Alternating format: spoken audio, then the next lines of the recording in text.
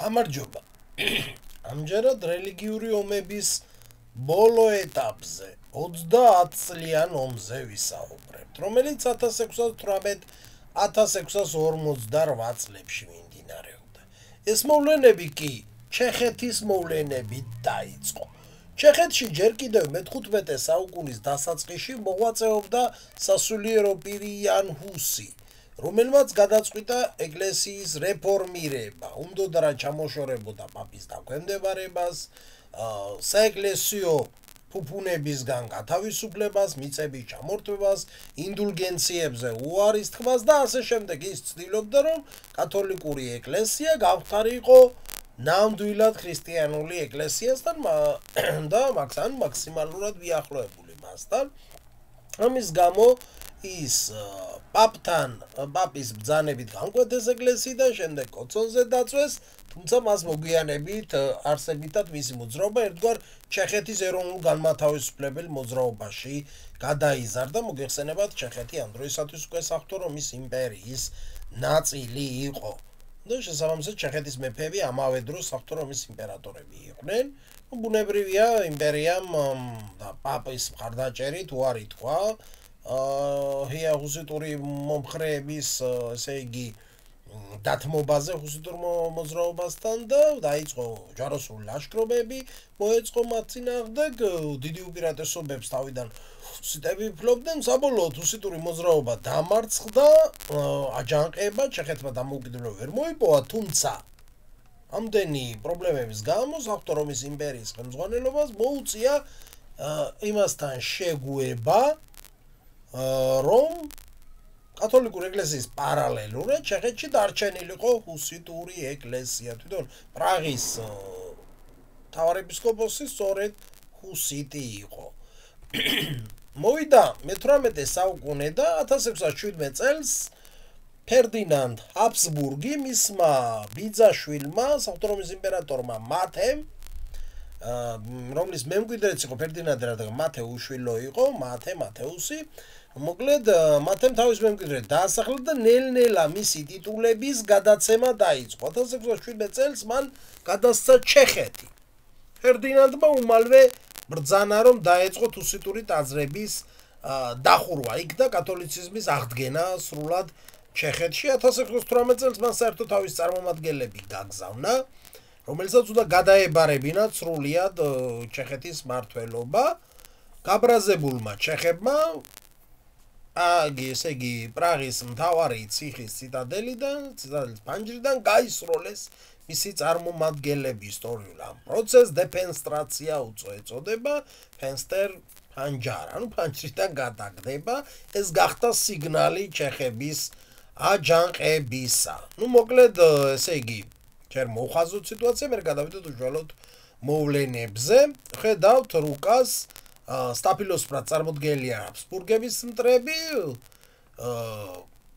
სალათისფრად წარმოდგენილია ჰაბსბურგების ბლოკი, ანუ ჰაბსბურგები და მისი მოკავშირეები, ესპანეთის იმპერია და მისი ქვემდებარე მხარეები, ანუ ის ძირითადად არის მოკავშირეები, სადაც ასევე ჰაბსბურგები არიან მმართველობაში. ეს უკვე ვიცით, რეჩპოსპოლიტაც ერთი პერიოდი მისი მოკავშირე იყო, რადგან რეჩპოსპოლიტას თავისი დაპირისპირებები აქვს შვედებთან. თავის დროზე ისინი ცოტა ხნის წინ, თქვათ, იგივე საღვთო ომის დროს, ლიონის ომის დროს რუსეთთან, მას შემდეგ გვექნება საუბარი, მის მოკავშირეები იყვნენ რუსეთის წინააღმდეგ, მაგრამ შემდეგ ლიონის გაყოფის დროს შვედეთს ცოტა მიწაერგო და ამიტომ შვედეთსა და რეჩპოსპოლიტას შორის დიდი დაპირისპირება, ამანაც გამოიწვია ომის ერთ-ერთ პერიოდზე, მას აღვნიშნავთ კიდევაც ომის ერთ-ერთ ეტაპზე, საერთოდ შეუერთდება ამ ბლოკს, თუმცა მერე გამოეთიშება ხოლმე. დანარჩენ აქ ძირითადად არიან პროტესტანტული ქვეყნები გაერთიანებულები და პლუს საფრანგეთი, რომელიც კათოლიკურია და თუ რატომ ამას გვქოთ ვისაუბრებთ. 4 ნაწილად იყოფა ომი: ჩეხური პერიოდი, დანიური პერიოდი, შვედური პერიოდი, შვედურ-ფრანგული პერიოდი. აქ არის მთელი ომის სქემა, ყველა დიდი ლაშქრობები, თუმცა ახლა მის აღწერაზე დეტალურად არ იმავსქნი, არ დაგაგარგინებ დროს, ძალიან დროს წაიღო და საკმაოდ უინტერესოც იქნება, ზოგადად ამაზე ისედაც გვექნება საუბარი, მაგალითად ჰაბსბურგები არიან ლურჯები, წითლები, მათი მოწინააღმდეგეები, დანიის მეფის შემოჭრები გვაქვს აქ ქრისტიან მეოთხის, შვედეთის მეფის, რომელიც აგერ მიუნხენამდე ჩააღწევს, აგერ გუსტავ ადოლფი, რომელსაც ვახსენებთ მისი ლაშქრობები, ფრანგების მერე შემოჭრები ბოლოსკენ კიდევ აგერ რაც გარსებთან გადამწყვეტ როლს ითამაშებს შემდეგ. ესენი ჩაცმულობა 30-იანი წლების მეომრების ჩაცმულობა. ხო, თავიდან ჩეხება ძალიან კარგად დაიწყეს 1818-19 წლებში გაათავისუფლეს ქვეყანა და მეფედ მოიწვიეს ვალცის კურფიურსტი ფრიდრიხ მეხუთე ვიტელსბახი, ბავარიული დინასტიის წარმომადგენელი, რომელიც ბავარიელებისგან განსხვავებით პროტესტანტი იყო. დაახლოებით 1620 წლამდე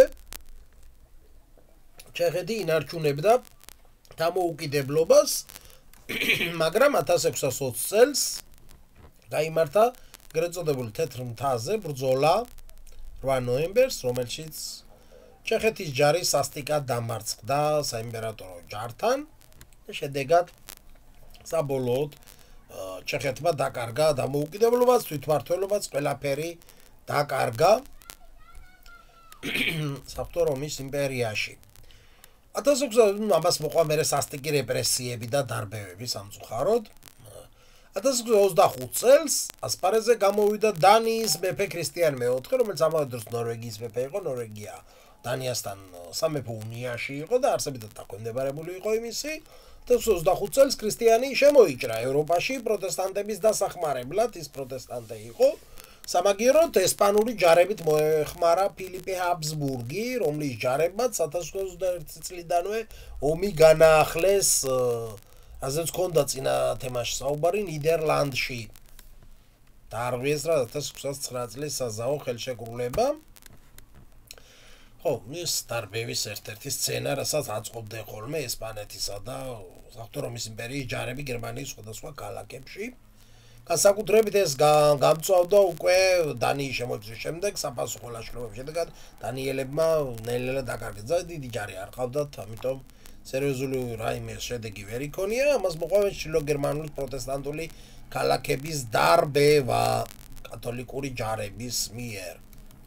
1629 წელს დანიამ ზავი დადო, გამოეთიშა საომარ კამპანიას და ჩრდილოეთ გერმანიაში უკვე გამოჩენა ძალიან შეაშფოთა შვედეთის მეფე კარლ გუსტავ ადოლფი, მეფე გუსტავ მეორე ადოლფი, იგივე გუსტავ ადოლფ ვაზა, რომელიც 1611-1622 წლებში მეფობდა შვედეთში პროტესტანტი მეფე. მას ამბიცია ჰქონდა, რომ ჩრდილო გერმანია მისი გავლენის სფერო ყოფილიყო, რადგან ისიც პროტესტანტი მმართველი იყო, ძალიან ამბიციური იყო, ბალტიის ზღვაზე ბატონობის ამბიცია ჰქონდა, ამის გამოც დაუპირისპირდა პოლონეთი. შვედეთის ჩართვამ ავტომატურად გამოიწვია რეჩპოსპოლიტას ჩართვა, რომელიც არაც ისედაც ომი ჰქონდა შვედეთს, რეჩპოსპოლიტას ჯარი ახლა გერმანიაში არ შემოსულა, მაგრამ ის აგზელებდა ომს შვედეთთან ამ დროისათვის. კარლ გუსტავი შემოიჭრა გერმანიაში, მას თავიდან გერმანულმა ქალაქებმა მხარი არ დაუჭირეს, ამიტომ დასაწყისში რაიმე განსაკუთრებული უპირატესობა არ ჰქონდა, მაგრამ თანდათანობით გერმანელთა კათოლიკეთა სისასტიკე იძლიერდებოდა იმპერატორის ჯარებისა, განსაკუთრებით ეს გამოიხატა 1631 წელს ბრწყინვალე ქალაქი ჰამბურგი სასტიკად გაანადგურეს. ხედავთ აი მისი დაბომბვის სცენებს, რამაც აღაშფოთა გერმანელები და გერმანელი ლუთერანებით შეუერთდნენ, ლუთერანი მეთაურებით შვედეთის მეფე გუსტავ ადოლფს, რომელმაც ბრწყინვალე ლაშქრობა მოაწყო, სამხრეთისკენ მიუნხენით აიღო და მოკლედ ცდილობდა ყველგან თუ სადმე დარჩენილი იყო საბჭოთა რომის იმპერიის ჯარები, განედევნა გერმანიიდან, მაგრამ ერთ-ერთ მისთვის უბრალოდ ბოლო ბრძოლაში ცენტრალურ გერმანიაში ლიუცენთან გუსტავ ადოლფი დაიღუპა და შვედეთის ტახტზე ავიდა ისი მცირეწლოვანი ასული. რასაც ბუნებრივია შვედეთის ომიდან გათიშვა მოყვა 1622 წელს და ზავი დადო ცოტა ხნით შვედეთმა, მაგრამ ეს სიტუაცია ძალიან არ მოეწორა კარდინალ რიშელიეს, რომელსაც ძალიან გააღიზიანა ესპანელების და ჰაბსბურგების, ასე ესპანელი ჰაბსბურგებისა და საღვთო რომის იმპერიის ჯარების გაერთიანებამ, ცენტრალურ ევროპაში მათმა გაძლიერებამ, რამაც სრულიად დაარღვია ბალანსი საფრანგეთის საპირისპიროდ.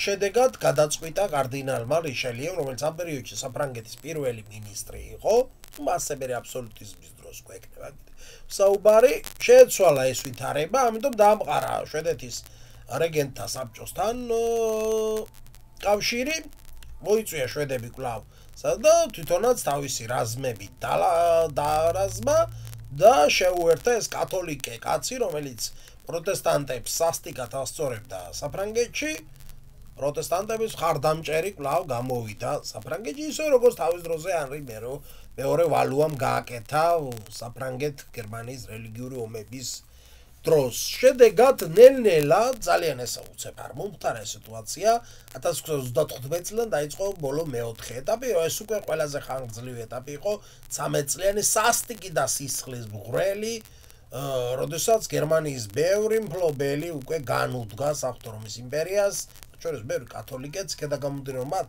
სურდათ დამოუკიდებლობა საღვთო რომის იმპერატორისგან, სურდათ ის არსებითად დაბრუნებულიყო ეს პერიოდი, რომელიც იყო მე-13 საუკუნის მეორე ნახევრიდან მე-15 საუკუნის თითქმის ბოლომდე, როდესაც იმპერატორის ტიტული არსებითად საკმაოდ ნომინალური იყო.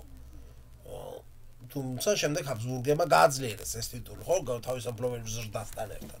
მოკლედ ამ მძიმე ბრძოლაში, პარალელურად წინა თემაში ვსაუბრობდი ესპანეთს უწევს ნიდერლანდთან ბრძოლა, ინგლისთანაც ბრძოლა, მოკლედ ნელ-ნელა აქეთ ცალკე ინკვიზიცია, რომელიც ორივე ქვეყანაში, კათოლიკურ ქვეყნებში ყოველგვარ ჯანსაღს აცლის და ანადგურებს და ამ ქვეყნებს აღარ აქვთ ეკონომიკური განვითარება, მნიშვნელოვნად შემცირდა, მოკლედ ზღვაზე დასუსტება იგივე ესპანეთის მაგალითად იწვევს იმას, რომ მათ გემებს უნადგურებენ და ვეღარ მოაქვთ სიმდიდრე ამერიკიდან. მოკლედ ეს ყველაფერი გამოიწვია, ამ ყველაფერმა გამოიწვია ის, რომ ესპანეთიც საღვთო რომის იმპერატორიც ძალიან დასუსტდნენ, დაუძლურდნენ და სწორედ ფერდინანდ მესამის ხელმწიფობის დროს 1658 წელს ქალაქ მიუნსტერში დაიდო ზავი, რომლითაც დასრულდა 30 წლიანი ომი. აი ეგრე არის ქალაქი მიუნსტერი, ვესტფალიის მხარეში, ამიტომ ვესტფალიის ზავს უწოდებდნენ ამას. აი ვხედავთ როგორ შეიცვალა სიტუაცია. პირველ რიგში რაც უნდა აღნიშნოთ, რომ ესპანეთი დასუსტდა, მან დაკარგა პორტუგალია, გავიდა ომის დროს ის გამოეყო და პირიქით ესპანეთთან ომშიდაც ჩაერთო შემდეგ ესპანეთმა დაკარგა ნიდერლანდი, მოუწია მისი აღიარება, ვესტფალიის ზავმა აღიარა როგორც ნიდერლანდის, ასევე შვეიცარიის დამოუკიდებლობა, აი, შვეიცარიის კონფედერაციის, ისინი ოფიციალურად გავიდნენ აგრეთვე საღვთო რომის იმპერიის შემადგენლობიდან. მნიშვნელოვანი მიწები შეიძინეს, აგერ როგორც ხედავთ, ბრაუნშვეიგ, ლიუნბერგის მან რა ქვია საჰერცოგომ, ბრანდენბურგის საჰერცოგომ, აღმოსავლეთ პომერანია მაგრებურგის არქიეპისკოპოსი დაიმატა.